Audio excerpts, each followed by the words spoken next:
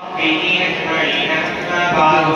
فإن أصدق الحديث كتاب الله وأحسن الهدي هدي سيدنا محمد صلى الله عليه وسلم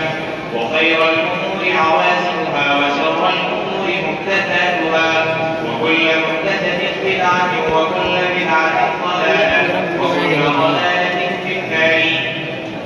يقول جميع طلاب الحديث الشريف للصف النهائي حدثنا فضيلة الشيخ شوكة علي بن القاسمي الفستمي قال حدثنا فضيلة الشيخ سعيد أحمد البارفوري قال حدثنا الشيخ ظهور أحمد الديوبندي عن الشيخ العلامة شبير أحمد العثماني قال حدثنا الشيخ المفتي عزيز الرحمن العثماني قال حدثنا الشيخ عبد العلي الميركي قال حدثنا الشيخ أحمد علي السهرانبوري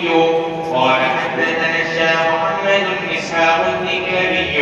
قال حدثنا الشيخ عبد العزيز المحدث الدكلبي عن والده الشاولي الله بن عبد الرحيم المحدث الدكلبي عن الشيخ أبي طاهر على أبيه الشيخ محمد بن إبراهيم الكردي قال حدثنا الشيخ أحمد القشاشي قال حدثنا الشيخ أبو المواهب أحمد بن علي بن عبد القدوس الشنابي قال حدثنا الشيخ شمس الدين محمد بن أحمد الرملي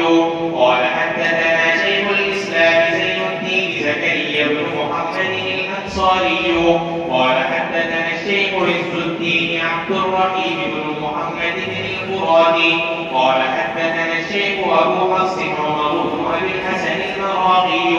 قال حدثنا علي بن أحمد بن عبد الواحد الشهير بفخر الدين بن البخاري قال حدثنا الشيخ أبو المكارم أحمد بن محمد اللبان قال حدثنا الشيخ أبو علي حسن بن أحمد الحداد قال حدثنا القاضي أبو نصر أحمد بن الحسن الكسار قال حدثنا الحافظ أبو بكر أحمد بن محمد الدينوري قال حدثنا الإمام الحافظ الرباني الحجة المحدث العبقري أبو عبد الرحمن أحمد بن شعيب بن علي النسائي صاحب الكتاب رحمه الله تعالى رحمة واسعة. اللهم انفعنا وارفعنا بعلومهم وعلومكم أجمعين آمين يا رب العالمين. أنه قال الرمي بعد المساء. وبه قال أخبرنا محمد بن عبد الله بن كثير قال حدثنا يزيد وهو ابن زرعين قال حدثنا خالد عن عكرمة عن ابن عباس رضي الله تعالى عنهما وعنهم أنه قال كان رسول الله صلى الله عليه وسلم